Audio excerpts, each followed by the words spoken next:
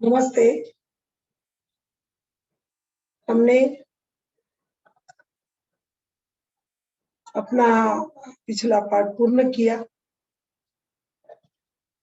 उसके बाद आपको वर्कशीट भी दिया गया। शायद आप उसको अपने नोट बुक में लिखे होंगे और लिखना है। इस बात का ध्यान रखते हुए आज हमारे जीवन में जल का कितना महत्व है और धरती के कितने हिस्से में जल है,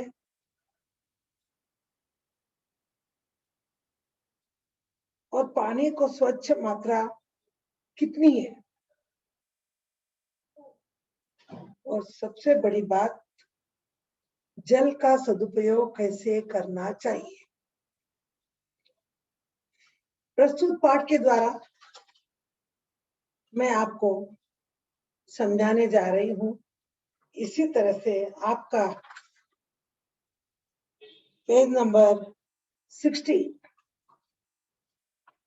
ये पाठ,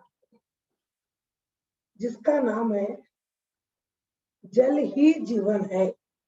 क्योंकि एक बार के लिए तो हम बिना भोजन के रह सकते हैं, लेकिन पानी के बिना हमारा जीना बहुत मुश्किल होता है। श्री प्रकाश जी ने प्रस्तुत पाठ के माध्यम से हमें संदेश दिया है कि सबसे पहले हमारे दैनिक जीवन में पेड़ पौधों को महत्व दिया गया, क्योंकि जहां पेड़ है वहां वर्षा है। प्रस्तुत पाठ की कहानी में विधा में बालकों को यह कहानी बहुत अच्छी लगेगी, क्योंकि इसमें कौतूहलता, उत्सुकता और जिज्ञासा यानी जानने की इच्छा और मनोरंजन मूल्य छिपे हुए हैं। किस तरह से एक अंतरिक्ष व्यक्ति, जिनके यहाँ पर पानी की कमी थी, आज तक हमने कभी सुना है कि लोगों ने धन की, पैसे की, कोई वस्तु की चोरी की है। लेकिन यहाँ पर देखिए कि वो लोग क्या चोरी करने आए थे, पानी की चोरी करने आए थे। क्योंकि उनके पास सब कुछ था, लेकिन उनके अंतरिक्ष में पानी की बहुत कमी थी, और पानी की कमी के कारण लोगों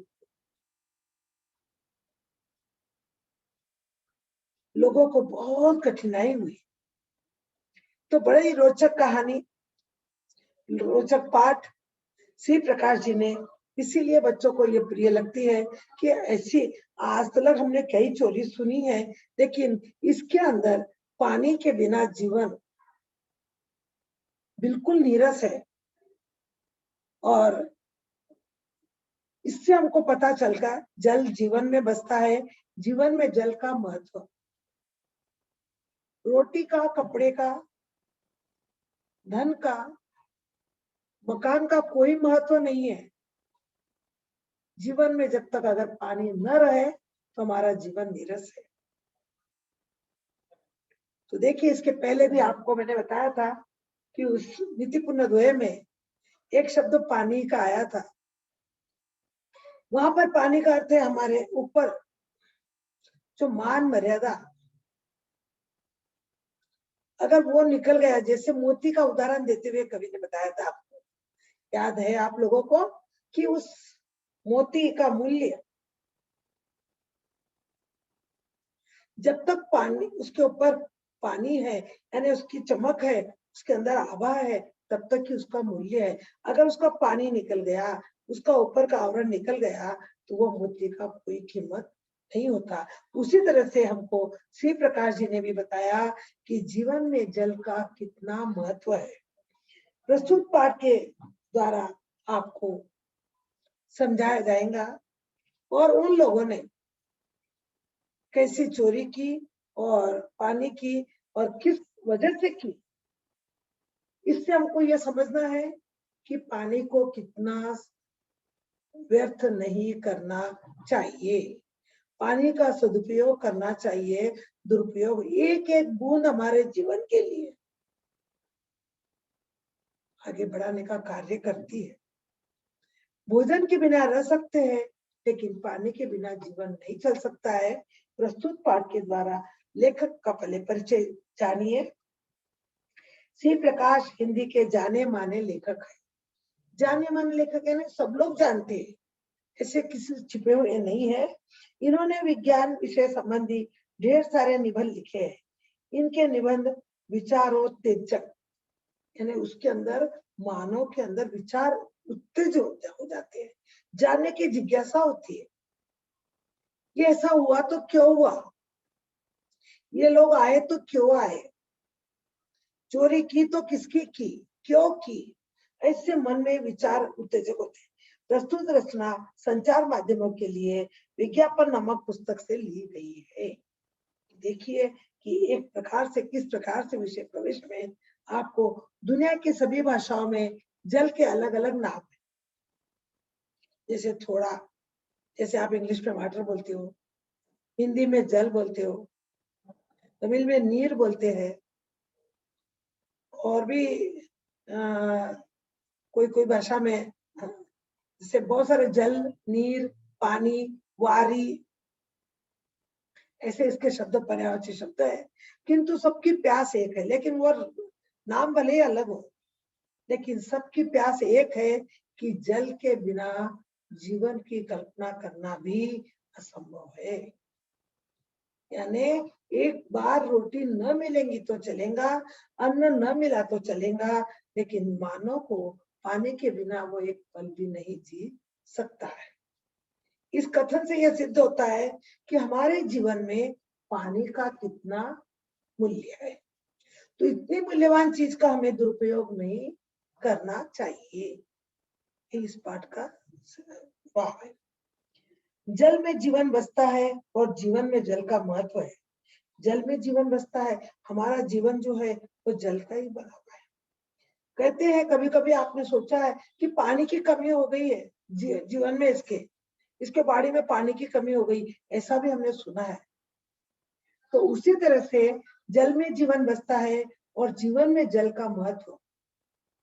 हमारे जीवन में और कोई चीज का महत्व हो या न हो, लेकिन जल होना बहुत जरूरी है।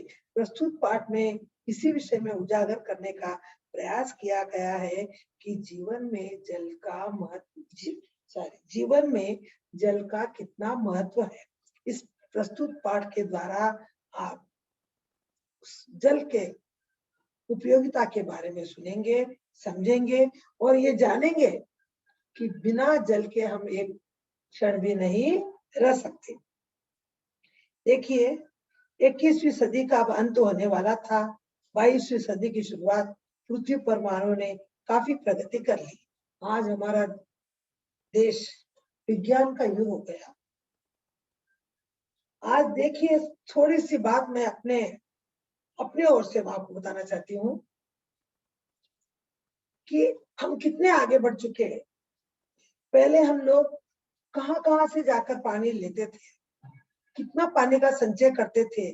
आज तो हमारे पास सरकार ने, वैज्ञानिक लोगों ने इतनी पानी की सुविधा कर दी कि जहां बैठे वहां हमको पानी मिलता है। लेकिन आज मानव ने बहुत प्रगति कर ली है। अब हमको घर घर, जंगल जंगल, दर दर पानी के लिए भटकना नहीं पड़ता है। तो काफी प्रगति कर ली, जनसंख्या पर नियंत्रण कर लिया था। और जनसंख्या पर भी क्या कर दी, पहले क्या था, जनसंख्या आबादी बहुत थी और पानी की कमी हो जाती थी।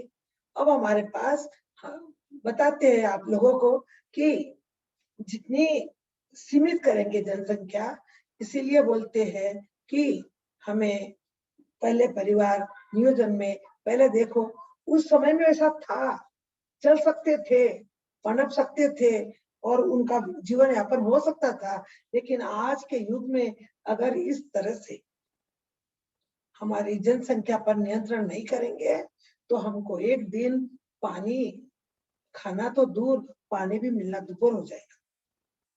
इसीलिए वैज्ञानिक लोगों ने जनसंख्या पर भी नियंत्रण कर लिया। नियंत्रण का अर्थ है कंट्रोल, काबू में, अपने वश में। पर्यावरण की समस्या को लगभग हल कर लिया गया था। लोग सुख चैन से रह रहे थे। अचानक एक दिन समाचार, यानी कोई बात का प्रॉब्लम नहीं था।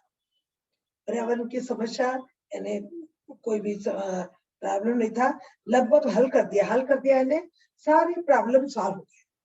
किसी को किसी बात का कोई नहीं था, लोग सुख चैन से रह रहे थे। सुख चैन व्याकरण की दृष्टि से ये समास है, पर ये बताओ कि कौन सा समास है।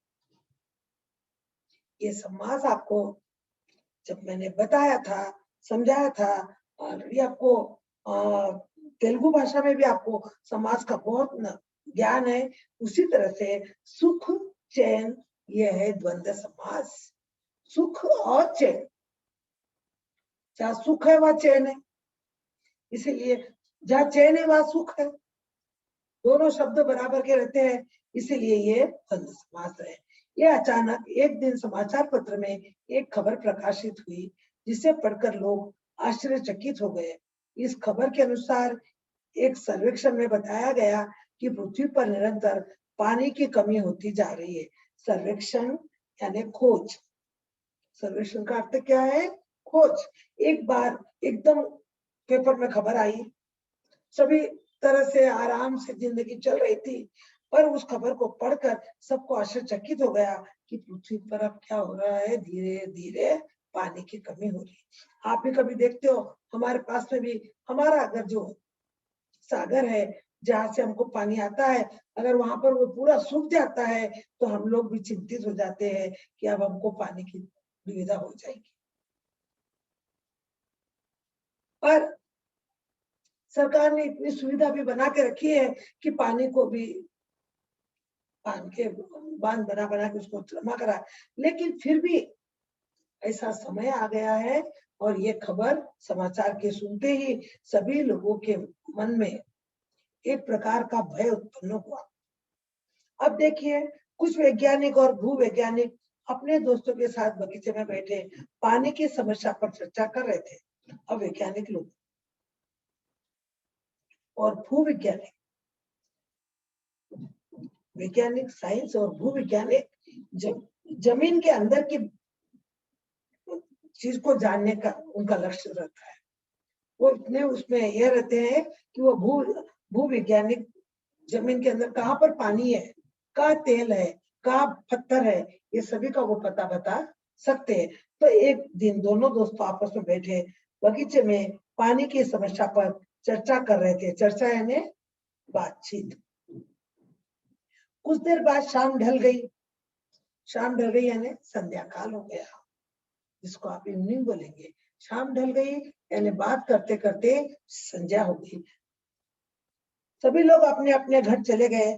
प्रोफेसर दीपेश वही लान पर बैठे आकाश की ओर देखकर कुछ सोच रहे थे। लेकिन वो नहीं गए। प्रोफेसर दीपेश वही लान पर बैठे, लान यानी ग्रीन घास, घास, हरी हरी घास, उसी के ऊपर बैठे आकाश की ओर देखकर कुछ सोच रहे थे कि अचानक उसकी नजर एक तारे पर पड़ी। उस आकाश की ओर सोचते सोचते एक तारा दिखाई दिया उनको। उस तारे पर पड़ी जो नाचता हुआ पृथ्वी की ओर आ रहा था। पृथ्वी पर उतरते उतरते वो पुनः आकाश की ओर मुड़ गया। उन्होंने देखा कि ये तारा पृथ्वी पर क्यों आ रहा है, और आते उतरते उतरते पुनः वापस मुड़ गया। जिसको दूर से उनको क्या दिखा, वो तारा दिखा था। ओ, यह तो कोई यान है। दूर से देखने पर क्या किसका बोध किया? प्रोफेसर दीपेश ने तारे का। पर वो तारा नहीं था, एक यान था, जिसके यान के अंदर बैठकर कोई वैज्ञानिक इस पृथ्वी पर आ रहा था। लेकिन जैसे उस यान में बैठे हुए की नजर उस लान पर बैठे हुए प्रोफेसर दिनेश पर पड़ी तो वो वापस मुड़ गया। उसको पता नहीं, ये लगा ओहो यह तो कोई यान है। ओ हो के बाद में जो चिन्ह लगा हुआ है बच्चों, व्याकरण की दृष्टि से उसे क्या कहेंगे? वो जो चिन्ह है उसको कहते हैं विस्मयादिक बोधक, आश्चर्यजनक, जहां पर सडनली शॉक के वैसा हो, दुख पहुंचा हो, खुशी हो, वैसी जगह पर यह चिन्ह लगाया जाता है। ओहो, एकदम आश्चर्यचकित हो गया कि ये क्या बात है, ये तो कोई यान है, मैं तो इसको तारा समझ रहा था, पर पृथ्वी पर ऐसे यान का भी आविष्कार ही नहीं हुआ, फिर ये यान आया कहां से? अभी तो हमारी पृथ्वी पर ऐसा यान ही नहीं बना, फिर ये आया कहां से? और फिर वापस मुड़ क्यों गया? पृथ्वी की ओर आ रहा था, जमीन पर आने के लिए था, लेकिन फिर से वह मुड़ क्यों गया? ये क्वेश्चन प्रोफेसर दीपेश के दिमाग में चलने लगे। इस प्रश्न का उत्तर कुछ समझ में आने पर प्रोफेसर दीपेश के होश उड़ गए और दौड़े दौड़े अपने कमरे में चले गए।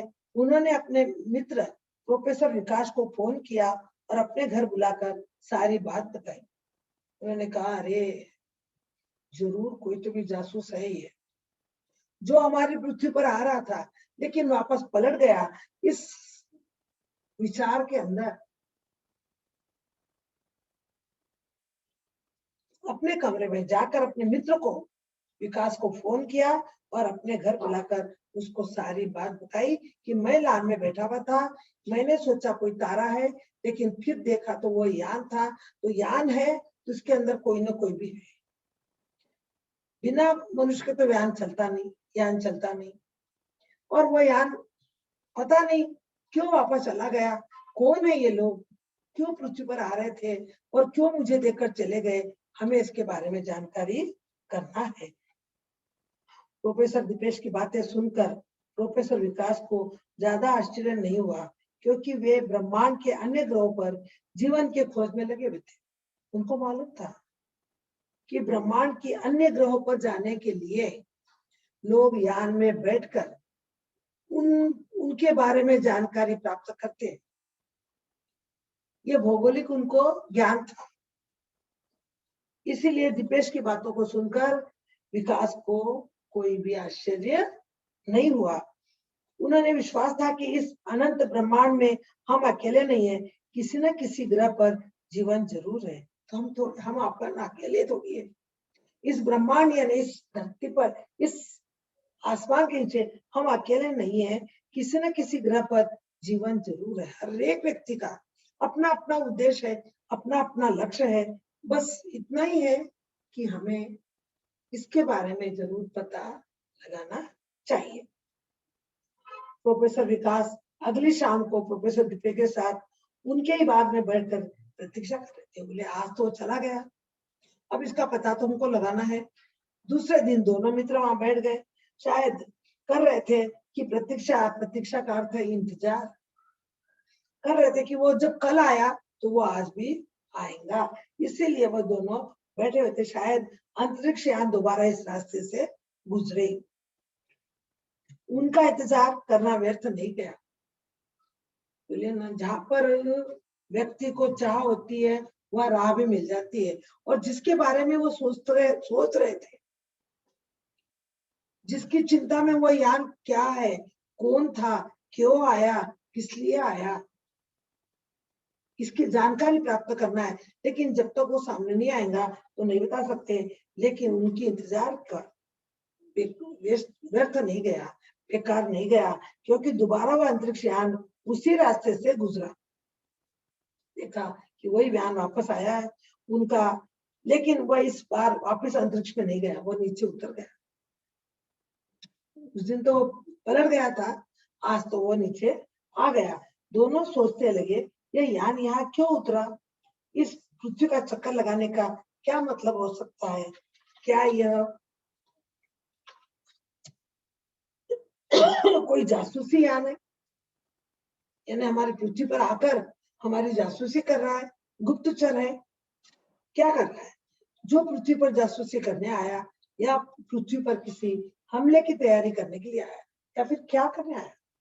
क्या जानकारी लेने आया या हम लोगों पर हमला करने आया है? ऐसे कई प्रश्न प्रोफेसर दीपेश और विकास के मन में आए। जब तक पूरी तरह से बात नहीं होती है तो व्यक्ति के मन में कई तरह के विचार उत्पन्न हो जाते हैं।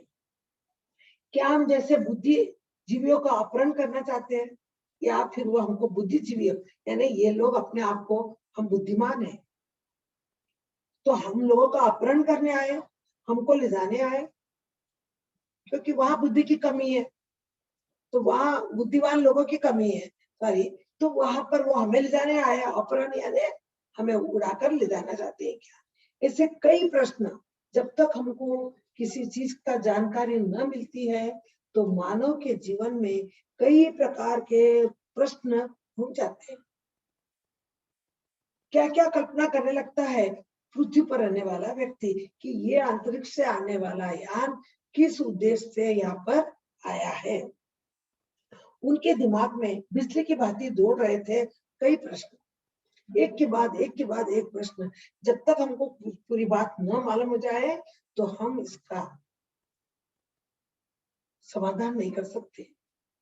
कई प्रकार के विचार आ जाते हैं, क्यों आया, किस लिए आया, क्या हमको ले जाने आया, हमको मारने आया, हमको खाना देने को आया या हमारा लेने को आया।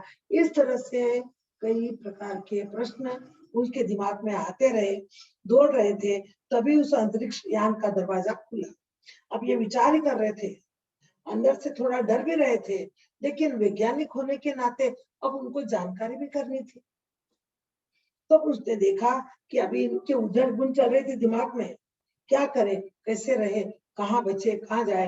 तभी अंतरिक्ष का यह दरवाजा नीचे उतर गया और दरवाजा खुला और एक मानवाकृति बाहर आई। मानवाकृति ये संधि शब्द है, समास भी है, मानव प्लस कृति और मानव की कृति यानी फोटो। एक व्यक्ति को आते हुए देखा, बाहर निकला और जो हूबहू पृथ्वीवासियों के जैसे थी, लेकिन आकार में बड़ी थी। हूबहू यानी सेम टू सेम, हूबहू का अर्थ है सेम टू सेम। मानव आकृति हमारी पृथ्वी के वासियों की जैसी थी, बस फर्क इतना था कि वह आकार में बड़ी थी। ये आकार में बड़ी है ना, उनके कपड़े वपड़े जो पहन के आते हैं उसके से भी वो थोड़े मोटे लगने लग जाते हैं। इस तरह से वह सामने आकर खड़े हुए और अब देखिए कल क्या होगा, कैसे वो लोग उनसे बात करते हैं। दीपेश और विकास के मन की शंका का समाधान कैसे होता है और वो लोग कौन थे, क्या सर्वेक्षण करने आए थे, क्या खोज करने आए थे, इन सब के बारे में हम कल पढ़ेंगे। धन्यवाद बच्चों।